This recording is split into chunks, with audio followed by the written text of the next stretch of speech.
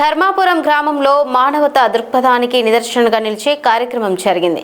రోజురోజుకు పెరుగుతున్న ఎండల తీవ్రత మధ్య ఉపాధి హామీ పనుల్లో శ్రమిస్తున్న కూలీలకు గ్రామ సర్పంచ్ బొమ్మినేని రమాదేవి, సరోత్తం రెడ్డి ఆధ్వర్యంలో చల్లని మజ్జిగ ప్యాకెట్లు పంపిణీ చేశారు. సుమారు 200 మంది కూలీలకు దాహార్తిని తీర్చేలా ఈ సేవా కార్యక్రమం నిర్వహించగా కూలీలు ఆనందం వ్యక్తం చేస్తూ నిర్వాహకులను అభినందించారు.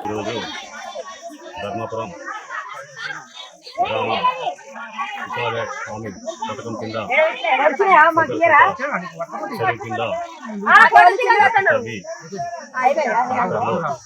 పోయడం గత 10 రోజుల నుండి జరుగుతుంది.